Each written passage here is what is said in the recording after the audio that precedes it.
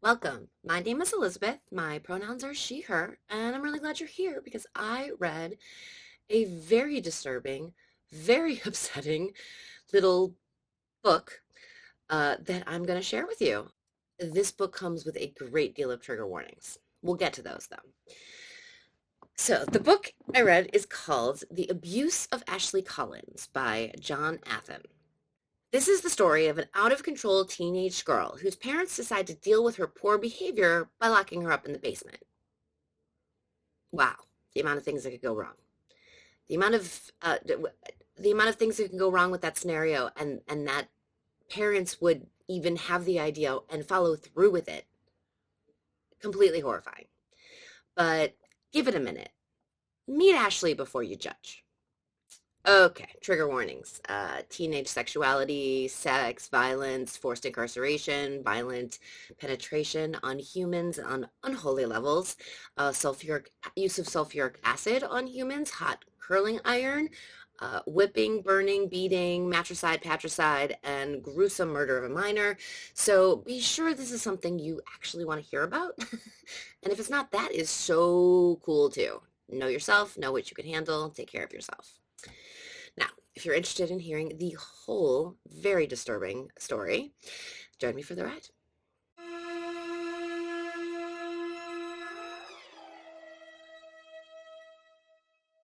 Okay, so this is about a middle-class suburban family. Jane and Logan Collins live in a nice house in an affluent suburb with their two children, Ashley, 16, and Calvin, 12. The night everything begins, Calvin is woken up by the sounds of something coming from his sister's room. He gets up and listens to the door, only to figure out that her boyfriend Tyler is in there with her, and they're actually doing it. When his father steps out from his bedroom and asks what's up, Calvin points in the direction of his sister's room and whispers under his breath, "Sorry, Ashley." When Logan walks into his daughter's room, he explodes. He yells at the teenage boy in her bed. He yells at his teenage daughter. He chases Tyler down the stairs to the front door. Once outside, Ashley starts yelling things like, "He's just jealous because my boyfriend can get it up. He's just jealous because his isn't like my boyfriend. His is small and pathetic." Who says these things about their father? This child was not taught respect. Heading back into the house, Ashley giggles to herself. She'd gotten under her father's skin in public, and she is thrilled. Meanwhile, her father heads back into the house thinking, I have no control over this situation. Now, the next morning, Logan tries to talk to Ashley. He doesn't get very far.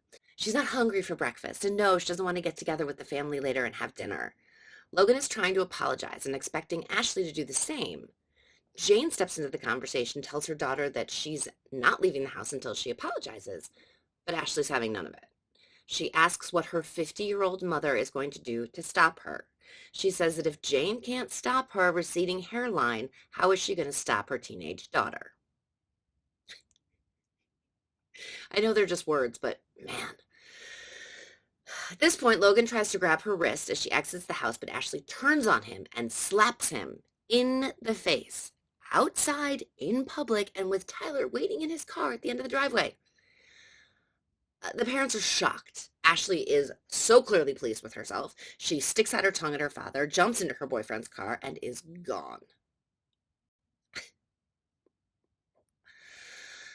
Okay, so later that day, Logan gets to talking to a coworker who also had a difficult teenage daughter. He tells Logan that yes, he has actually hit his daughter. He had to. There was nothing else that would get her to listen, to behave, to act right. He said that it was the only reason she now has a leash and that her father has any control at all. Logan says that he hates that he's stuck between trying to discipline his daughter without corporal punishment and the law. If he knew he wouldn't get in trouble with the authorities, his daughter would already be under his thumb. So then he works in construction and he notices the new locks on the doors of the house they're working on. An idea begins to take shape. He goes to the hardware store on his way home, and when he gets home, he calls out to his wife that he needs to talk to her. Their son is also not home, so they can talk privately. He lays it out for her. Ashley has no respect for us. Ashley has no respect for any kind of authority. And if we don't do something soon, she's going to be a blight on society. And it will be their fault. If they can discipline her and get her to understand, then they might be able to one day be proud of their daughter, or at least not be horribly embarrassed. Jane thinks about it and then agrees. Logan is thrilled. Sorry. While her parents are discussing her pending imprisonment, Ashley and her boyfriend are having dinner after watching a movie. He tells her that maybe she should chill her behavior with her parents. He's pretty amazed that she slapped her father and there weren't consequences. Ashley tells Tyler that she hates her father. She has no respect for him.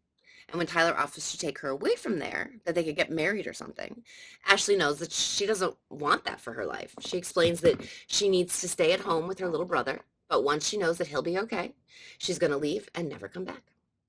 Cryptically, she tells Tyler that there's more to why she hates her father, but she doesn't really want to talk about that right now. And she thinks to herself, maybe in a couple years. A couple years? A couple years? That sounds like trauma to me. When Ashley gets back to the family house, she sees that her father has been working on something in the basement. He asks her to help, and she says no, obviously. He appeals to her, explaining that he only has 2 hands. It will take only 5 minutes, so she agrees. He explains to her that he is trying to figure out how to smooth things out between them. He says that he wants things to change. He hasn't been the good father he needs to be, but that's going to change. Ashley realizes that he's probably offering to move her bedroom down into the basement, which would be amazing. She tells him she thinks she understands. He tells her how grateful he is that she gets it, and then hits her over the head with the handle of a hammer. I mean, he doesn't want to kill her after all. Once she's unconscious, he yells to his wife that it's time to tie her up. When she wakes, she's confused, as is expected, right? I mean, what? I'm in my own basement, but I'm tied up. It takes a bit until she realizes that she's tied up to one of the support beams in the basement. Her feet are at least 1.5 feet off the floor. Her arms, ankles, and body are lashed to the beam. She yells at them that this scared straight shit isn't going to work on her. She calls them, and then all 3 of them realize that Calvin, Ashley's little brother, is standing at the bottom of the steps. When Ashley sees him, she begins to scream. Help.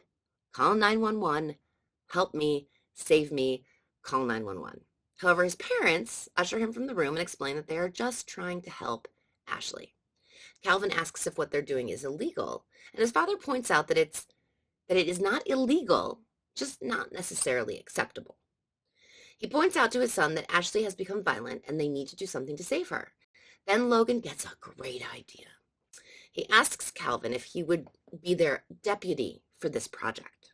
They need him to go search her room, see if she has anything that goes against the house rules. For instance, Dad thinks he smelled smoke in that room. Could it have been Ashley? Could it have been her boyfriend? We need to know for sure. And just to, add to the manipulation, Logan says to his son that he's been so great. He really deserves a new gaming system. The new one he's been talking about. Calvin doesn't realize he's being manipulated and enjoys the new responsibility. In his sister's room, he locates condoms, cigarettes, and a fake ID. He thinks to himself, Ashley, you are in so much trouble.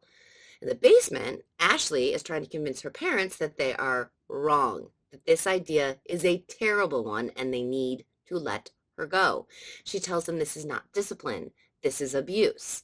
She tells them that just because he was raised with the rod doesn't mean that she should be, and his response is this. And I'm going to quote directly from the book because there's no way that I can explain this with the level of nuttiness that it has, this crazy logic. Again, she says, just because you were raised with the rod doesn't mean that I need to be. And he says, but it does. That's exactly what it means. You see, I'm not an animal like you and your generation because I was disciplined. Your mother's not a whore like you and your generation because she was disciplined. We were taught to respect authority, and that's what it's all about. Ashley's response to that is to call her father a cuck. To that he smiles and says, you mean to call me a cuckold? That's the word of the year, isn't it? Honey, did I ever cuck you? Ashley's mom giggles and says, no, of course not, which is when Ashley starts to understand her situation. She's tied up to a beam in the basement, and her parents are laughing. And while she's starting to understand, she does not understand completely yet. She yells at her father that she will tell the police, he will go to jail, and that people who mess with kids are R-worded in prison. But her father just smiles. One, being R-worded in jail is saved for pedophiles. Her father smiles and says, not only are you no longer a child, I wouldn't come near you with my member, you little C-word. This conversation gets her a little closer to understanding her situation. Why is her father speaking to her this way? And for the first time in her privileged life, she thinks she might actually die. Logan then starts to remove his belt and whips it through the air. First, he hits the floor with it. Then he folds it in half and snaps it together in front of his daughter's face. He tells her that game time is over, and he hits her across the chest with the belt. She screams. He hits her again 5 times in total in the exact same spot, and she begins to cry. She asks him to stop. She pleads with her mother, but she just walks away to the stairs. Then he opens up her shirt and sees the red mark left behind and realizes it's not enough. So he hits her again, but this time against her bare skin, and Ashley feels real pain for the first time in her life. Her father turns to her mother and says, do you want to turn? She tells him to do whatever he thinks is best, but, no, she doesn't want to turn. She's not going to stop him, but, Logan then returns the belt to his waist. He heads over to his workbench and picks up a wire hanger. He goes over to his daughter, raises her skirt to reveal a bare thigh. And there he begins to hit his daughter with the wire hanger. He's pleased when blood appears on her skin. Afterwards, she pleads with him. She tells him that he really is hurting her, that she really is sorry, that she won't tell anyone. She's learned her lesson. He tells her that they will return later for more lessons. He reminds her that they're doing this for her own good, and he tells her she loves her. She is beyond shocked. Once the parents are back upstairs, they talk to Calvin about Ashley. Luckily, the kid's Aunt Stephanie had a drug problem last year and was sent to rehab. So Logan uses Aunt Steph as an example. Remember Aunt Steph had to go to that hospital to get better? Well, this is the same thing, only we're taking care of it ourselves instead of taking your sister to a hospital. They're going to make her better. Calvin's conflicted. On one hand, he knows that he has to save her from running away. Well, is that what the fake ID was for? And cancer, the cigarettes. But he also knows that she's going to be horribly punished. Even though his parents promised him a new gaming system, he's not sure how to feel. So in front of Calvin, Logan tells Jane, now that we know what rules she's broken, we can discipline her more specifically. He tells his wife that they will leave Ashley alone for the rest of the night as he decides what punishment will be next. At breakfast the next morning, Calvin is melancholy. The house is so peaceful that it's strange to the boy. Meanwhile, Logan is looking forward to abusing his daughter later in the day. Yeah, he's looking forward to it. It's so unbelievably creepy. Jane's reading the newspaper and comes across an article about a young woman found shooting up in her car while her baby was in the back seat. The two commiserate about the world and how awful things have become now that how this generation needs more discipline. Calvin tells his parents that he'll be spending the day with his 2 friends. His mother isn't thrilled because those 2 boys aren't the best influence. But of course, Logan reassures her that Calvin will always do the right thing and not to worry about him. Then Logan gives Calvin a $20 bill. Now, whenever Calvin asked for money, he never got more than a $5. But this is a 20. Calvin is too naive to realize that he is totally being manipulated. So he leaves to go hang out with his friends for the day. Logan goes downstairs when his son leaves the house. He stands in front of his tied-up daughter and takes something out of his pocket. It's a pack of condoms. It's the pack of condoms from her room. And it's the flavored kind. He holds them up in front of her face. It takes a moment, but then she realizes what this means and screams at her father for invading her privacy and going through her room. Logan just chuckles and reminds his daughter that the house is actually his, that her room is actually his room. And since she broke all of her parents' rules, she could no longer expect any sort of privacy or respect. He gives Ashley some of Calvin's leftover soggy cereal to eat, but she spits it in his face. That just makes Logan laugh some more. She has no power, but she's not yet acting like it.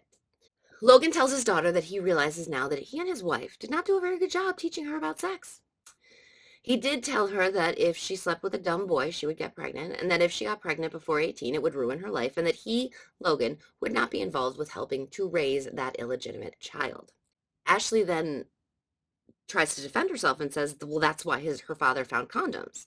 They were being safe. Logan tells her that he would only have thought she was being safe if he had found birth control and condoms, but he didn't. Then he asks if she's hungry. And of course she is. She hasn't eaten since last night's early dinner with Tyler. She admits that yes, she is hungry and would like something to eat, so Logan unwraps one of the condoms and tells her to eat it. She protests and he explains that she has no other options.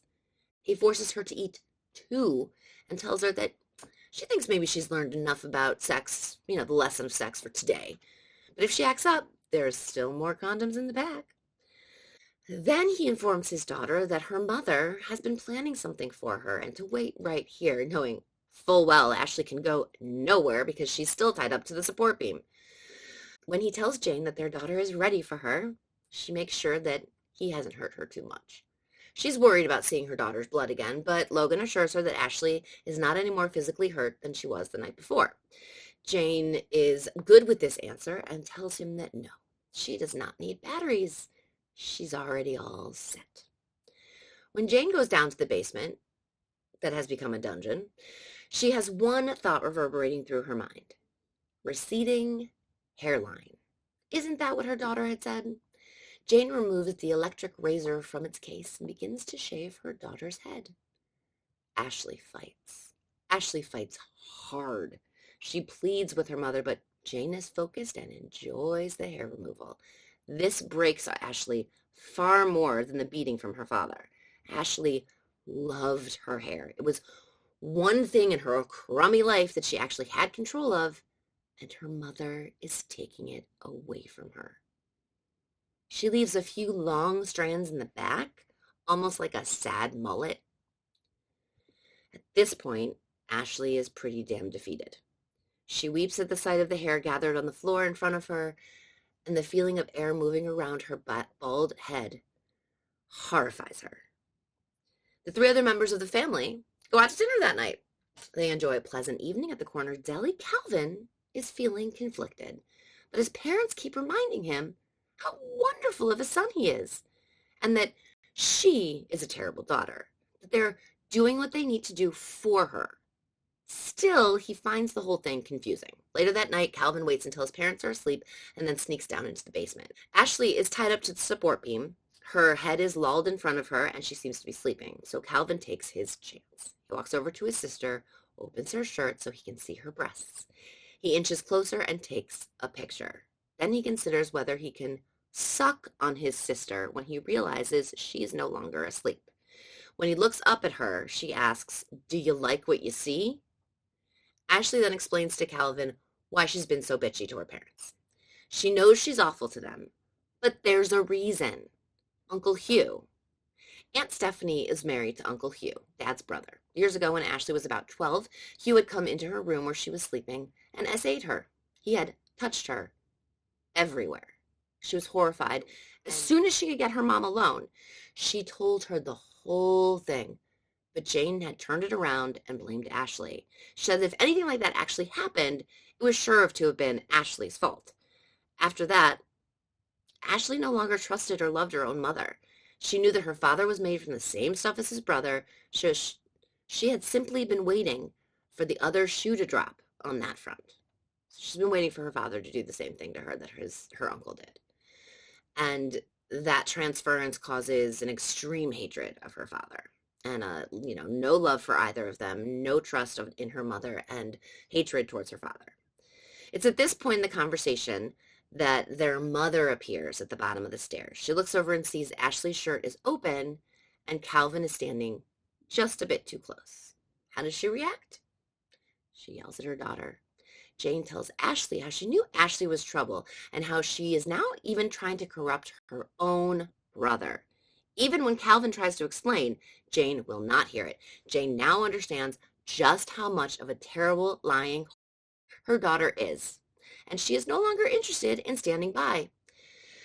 Now she wants to hurt her daughter. So up to this point, It was really only Logan that was like enjoying the abuse. I mean, I think she enjoyed the cutting the hair off, but she probably didn't see that as abuse. That was just punishment. At this point, she is absolutely looking forward to hurting her daughter. Um, because now she's convinced Ashley deserves it. She needs discipline. She needs to be taught, and she will learn. She will make sure she learns. Meanwhile, Calvin can't understand why she isn't hated, why he isn't hated in the exact same way his sister is. And on to the non sequitur. So at this point in the story, the family hosts a barbecue in their backyard. When they're questioned about where their daughter is, they simply say she wasn't interested in joining, that she's a teenager and wanted to be doing other things than spending the day with her parents. No one questions it. Meanwhile, Ashley's in the basement the entire time. After all the guests have left, Logan goes down to the basement and tells his daughter that he has another question for her. He removes the fake ID from his pocket and then asks why she has it. "What was it that you used this for?" he asks. She tells him that she used it to buy cigarettes and beer for her friends. He fights her. He says, "You used it for getting into clubs." He tells her he knows she's lying, and she admits to getting her and her friends into R-rated movies, but that isn't good enough for Logan. He takes the VCR plug wire, folds it in half, and begins to beat her. Red, blood; white, her skin; and blue, the bruises. How patriotic. She begs him to stop, but instead he takes the ID and breaks it in half. Then he cuts her neck with it and tells her that he could slit her throat so very easily. She begins to cry, and he tells her to buck up because Mom has a far harsher punishment in mind. When Mom shows up in the basement, Ashley says that she knows. She's sorry. She's being punished for the cigarettes, the sex, the fake ID, and she's sorry. She didn't respect her parents, but now she does. Now she understands. Her mother thanks her for apologizing, but explains that a lot more lessons need to be taught. Ashley begs for it to be over, but her mother has transformed from the meek wife and mother to an all-out sadist. Her mother lit a cigarette and took a puff. Then she crushed it under her foot and explained that you must dispose of cigarettes properly. 1 in 5 people smoke, so Ashley is a part of the 20% of people who are human disappointments. Her mother just called her a human disappointment. Then she crushes out the second cigarette onto one of Ashley's nipples. Next one she snuffs out on Ashley's belly just above the button. When Ashley calls her the C word, Jane tells her to stick out her tongue, but Ashley won't comply. Jane says fine, tosses the cigarettes to Logan, and says it's time to move on to another lesson. Things get really, really upsetting here, like really upsetting. So if you were a little worried about whether you could handle this story or not, this is probably the part that you cannot handle, okay? It's awful. I had to put the book down a couple times just to like, is this really happening? Okay.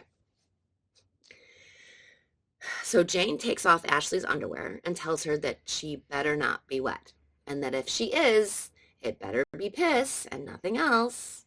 Her mother then grabs her, inserts a finger, and is repulsed when it is wet upon extraction.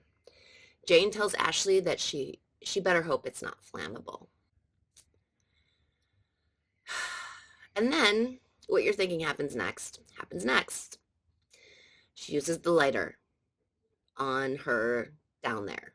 First her hair burns, then the skin, then Mom moves the flame directly underneath Ashley. She convulses, she bucks, she cries, and finally falls limp. Jane, meanwhile, is reveling in the moment. She's savoring the vision of her daughter's pain so that she can recall it at any time in the future when she needs a lift. Before leaving the basement, Jane tells Ashley that while right now it's burned, it can still be cut off. That night, Logan hears a thud coming from Ashley's bedroom. When he goes looking, he finds Tyler, Ashley's boyfriend, in Ashley's room. Tyler has come to find out what is going on with his girlfriend. She might ignore him for a couple of days, but not as long as the over a week it's been. Logan assures Tyler that Ashley is fine, and they're taking care of her. But he doesn't buy it, and the two males end up fighting. Tyler falls into a table that breaks apart, and Logan grabs the broken table leg and slams it into Logan's forehead. Once, twice, and then a third time, which causes a convulsion, and then the boy is dead on the floor. Does this complicate things for the pair? Jane and Logan decide to bring Tyler down into the basement. Ashley is, unsurprisingly, horrified. She screams for him to wake up, but he doesn't. To shut her up, Jane slaps her across the face and then says, "You hurt my hand with your face." Oh my God, is this woman 14? It's like she was given the chance to swim in the sadistic sea, and damn, she dove right in, right? Logan promises that the body will be gone by tomorrow night. He just needs some supplies. So then the couple, go to talk about Ashley and what options really are left for her. She can either be in the basement for the rest of her life, or she can die. Jane tells her husband that she doesn't care which he chooses. When they leave the basement and embrace, they realize how lovely the idea of an Ashley-free future feels. The next morning, Logan goes down into the basement with a bag of supplies. Then he calmly explains to his daughter the situation. He had originally wanted to teach her, to help her, to fix her.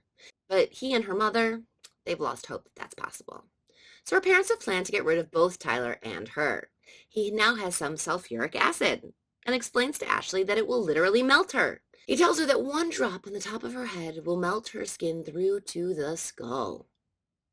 When a drop lands on her head, she begins to scream, and her father laughs. "This is just water." He tells her that her parents are going out on a date to celebrate their future life without her, and that when they come back, they will melt her while she is still alive. He tells her they want to watch her suffer. Okay, now for the psychological torment. This is where he tells her how nice life has been since she was imprisoned in the basement. How they have breakfast without anyone yelling. How they can go out to dinner and no one makes a scene. He tells her how wonderful life will be when they get rid of her. When he closes the basement door, she begins to howl. And if her parents were smart, they would understand that howl is for them. It is a threat, warning them of exactly who their daughter is. Remember, she's a product of them. I think they've forgotten that. And here's where things begin to go wrong for Logan and Jane. Before their dinner date, Jane is going to take a nap and Logan is going to run an errand. Calvin sneaks downstairs while his father is out and his mother is upstairs. He can hear Ashley whimpering. He is astonished, terrified, and so distraught at the sight and condition of her. The cut across her nose is clearly infected. At least half of her face is covered in dry blood. The cuts, burns, slashes, and bruises over her body are almost too much for him, and he begins to apologize. His sister smiles and tells him he's just a kid. It isn't his fault. Then she tells him that he just needs to let her go. She will run away and leave the house and be safe. He's worried he won't ever see her again, but she promises she will watch out for him until he is also able to leave the house. She reminds him that he is their favorite child and their parents would never do anything like what they did to her to him. He hesitates, saying that the keys are with Mom. Ashley explains it's easier than all that. There's a bolt cutter on Dad's workbench as well as a saw. Those tools will get through the ropes and the handcuffs. So Calvin gets to work. First, he cuts through the handcuffs on her wrists with the wire cutters. Then he frees her ankles by cutting through the rope with the saw. That alone gave her so much relief, she begins to cry. When she's completely free, she almost falls over, and Calvin sort of catches her and asks her if she can walk. She tells him that she is hurt, but she can walk. She says she needs to get a few things from her room, and then she will leave. Calvin tells her that the lock on her door has been changed and that the keys are in her parents' room. She thanks her little brother and gets herself up to the second floor. When she quietly walks into her parents' bedroom, she sees her mother is sleeping. She also sees that an evening gown is hung on the bathroom door, and she's shocked. They're actually going out to celebrate pre-killing her. She grabs the keys, gains entry to her room, grabs a bag, throws some clothes into it. She grabs a large coat since she's going to be without a home, And then she sees herself in the mirror. Ashley's been in the basement for a long time, many, many weeks. She has felt the horrors that her parents had perpetrated on her and her body, but she had yet to see it. And she cannot see herself in the mirror. She cannot connect to the broken, battered, and bald girl looking at her from the mirror. She then begins to imagine what will happen to her parents. They'll probably find a way to wiggle out of any responsibility. They'll probably gaslight the authorities into believing it actually was Ashley that was the problem. As these thoughts start to run through her mind while she's looking at the mess that her parents have made of her body, she realizes her parents are the ones who need to be taught a lesson. So she marches herself into the room where her mother is lay sleeping, and even though she's made all kinds of noise, the woman has stayed asleep. So she didn't wake until Ashley has taken her gown, rolled it up like rope, straddled her mother, and started to choke her with an evening gown. Jane's face and lips turn blue as she's trying to get purchase and find air. Finally, Ashley lets the gown go, but it's only so that she could beat her mother about her head with her fists. When she slows to a stop, she notices that her mother was clearly, at this point, her mother is clearly unconscious, but very much still alive. With a moment to look about the room, Ashley spots that her mother's curling iron, which is turned on to heat up in time for the woman to get ready to go out that night. And Ashley has an idea. This is another one of those really, really, really awful things that, I again, had to put the book down and go, ugh.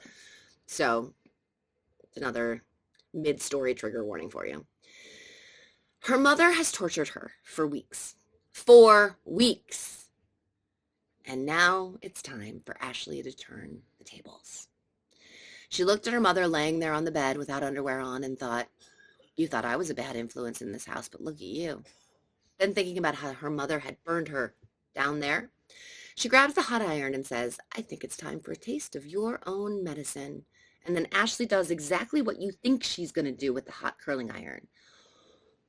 The whole time telling the woman over and over how much she's hated by her daughter. Ashley did not stop penetrating her mother until long after she stopped squirming. Jane is gone, and Ashley is pleased. When Logan gets home, he enters the front door and he yells, I'm home! But there's no response. Jane doesn't strut down the stairs in her gown. Calvin doesn't show up for a chance to earn $5 to help. And Ashley is just a little too quiet in the basement. He tries not to worry, but even when he yells up the stairs, hello, there's still no response. He walks quickly to his bedroom, and then when he gets there, he staggers and falls. He sees his wife, ravaged, R-worded, and left for dead. He runs his finger along her foot, but she doesn't stir at all, and he knows she's dead. He begins to cry and apologize until his tears turn hot, and his anger begins to overwhelm him, and he yells at the top of his lungs, who would do this? Which is when Ashley steps forward out of the shadows and says, me. Hits him viciously over the head with a very large wrench. A little later, Logan stirs awake. He finds himself tied tightly to a chair. Ashley is lounging in the plush chair across from him and then explains that she had to borrow a couple of things from her father, but she knew he understood. Logan starts to yell. Logan starts to berate his daughter as if he somehow has the upper hand. Ashley smiles and reminds him of his current predicament. She's in control now, and it's time she taught him some lessons. Then he tells her father that she wishes his brother could be there too. However, in his absence, Logan will have to suffer the punishment for both brothers. Logan only has a moment to wonder what any of this has to do with his brother when Ashley begins.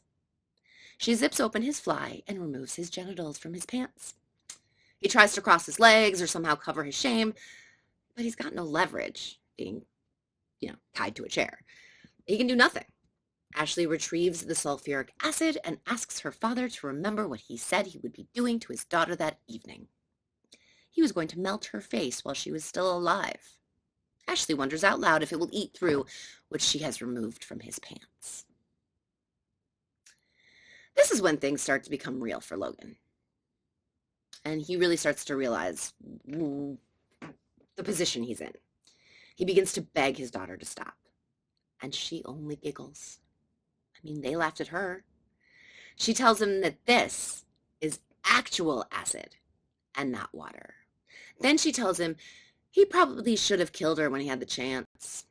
He tries to use the last bit of fatherly love he has for the girl and tells her he just wanted to help her, to save her, that he and her mother loved her. But Ashley just smiles and says, but that doesn't matter because I hate you. And she pours the acid onto his crotch.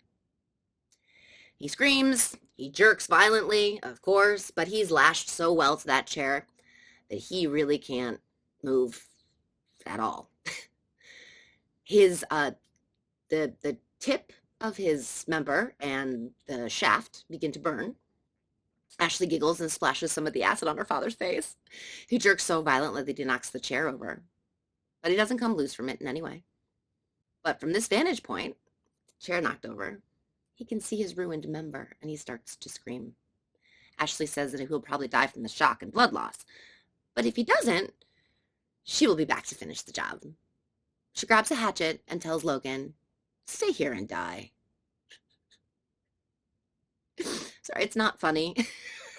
It's just that it's so horribly awful, and yet she still has that teenager obnoxiousness. Stay here and die. It's very, like, it reminds me of, like, Heathers, it just sounds like a really obnoxious teenager. Stay here and die. But she's being completely literal, it's not funny, but, oh, it's uncomfortable. This is just the most horrifying story. Okay, so when she gets to her brother's door, she knocks, and she asks Calvin if to let her in. They have a few things to discuss before she leaves. He yells through the door that she should leave because he's called the police and they're on their way to the house. Ashley tells him that she's coming in either way, and she crashes through the bedroom door. She tells him that before all this happened, she actually loved Calvin. But now, she knew who they all were, and she had to save the world from the terrible people in her family. This is the small portion of the story I really didn't tell you. I always like to leave something so that you can discover it yourself when you're reading. So this part of the book, she explains why he needs to die as well. There is another little small line of plot that he has asked to be perpetrated that is the reason why she feels that he also needs to be extinguished. So he had hidden himself under the covers on his bed, so Ashley just straddled him, pushed his head into the pillow, and began hacking at his neck. His screams stop with the second blow, but Ashley doesn't stop until his head is completely removed from his body. I get that Ashley's very, very broken. I also get that this is fiction, but 12-year-old, I mean, and I know what her reasons are, and still. Ashley returns to the living room and sees that her father has passed away while she was murdering her little brother. Well, there's a fun sentence. Ashley returned to the living room to see that her father had passed away while she was murdering her little brother. She's a little bummed. She really wanted to watch him die, but oh well. She walks out onto the front porch and she takes a deep breath of fresh air. Then she notices the neighbor's lights are on. It's nighttime. Most of the houses are dark by now. But one neighbor has even walked outside onto her front lawn. Ashley sees her and yells that the kids are fine. She hopes her neighbors were fine too. And then she literally bowls her brother's head into the white picket fence near the bottom of their driveway and yells, "Strike!" which is when she first hears the sirens. She briefly considers self-exiting, but decides that maybe the authorities can help her. Maybe she can get better. She whispers to herself, "I'm ready to go home," and waits with open arms to be arrested. And this is the end of the novel. Okay, this one is a lot. The most fascinating part of the story for me was how I reacted to it. At first, I felt like Ashley was the worst teenage ever. Like, ever. What is wrong with her? How do you treat your parents that way? How do you act that way? How do you slap your father? How do you tell your mother she has a receding hairline? What? Look, I was never backhanded as a child, but if I had behaved like Ashley, I would have expected to be.